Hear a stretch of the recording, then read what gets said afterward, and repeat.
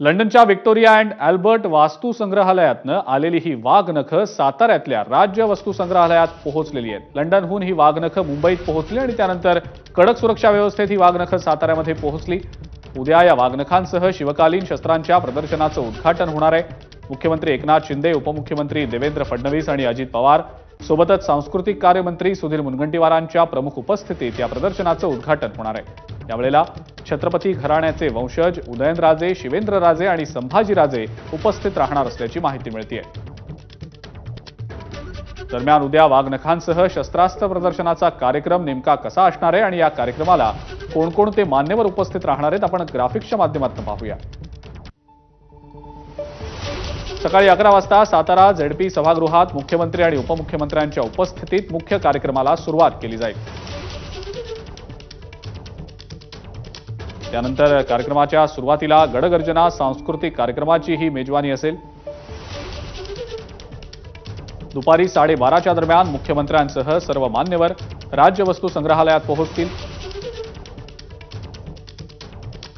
दुपारी 12:35 वाघनखांसह शस्त्रास्त्र प्रदर्शनाचं उद्घाटन केलं जाईल।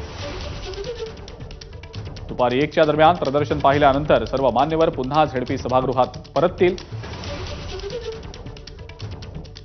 दुपारी 1 ते 2:15च्या दरम्यान सर्व मान्यवरांचा सत्कार समारंभ आणि मार्गदर्शनपर भाषणं होतील।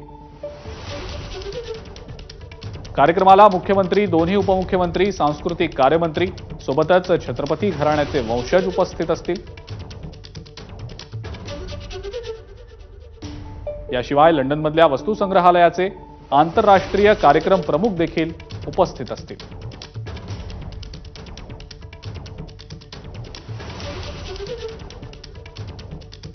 आणि याचाच आढावा आमच्या प्रतिनिधींनी घेतलेला आहे, आपण पाहूया।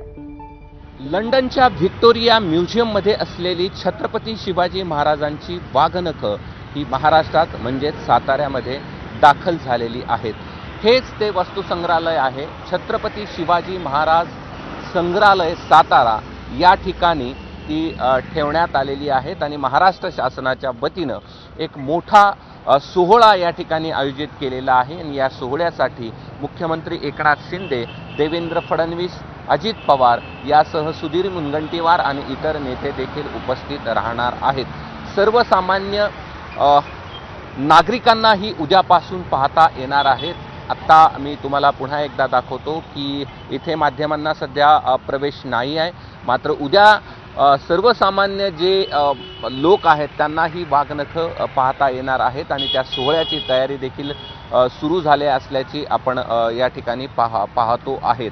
खरं तर बहुप्रतीक्षित ही वाघनखं होती जी महाराष्ट्रामध्ये कधी येणार, सुधीर मुनगंटीवार यांनी घोषणा केली होती आणि ती घोषणा आज पूर्णत्वास या ठिकाणी आली आहे आणि सर्वसामान्य नागरिकांना ही वाघनखं उद्यापासून पाहता येणार आहेत। त्याची तयारी प्रशासनाच्या वतीनं करण्यात आलेली आहे। उद्या दुपारच्या दरम्यान हा एक सोहळा आयोजित केला आहे आणि मुख्य नेते या सोहळ्यासाठी उपस्थित राहतील आणि उद्यापासून सर्वसामान्य नागरिकांना ही वाघनखं पाहता येतील।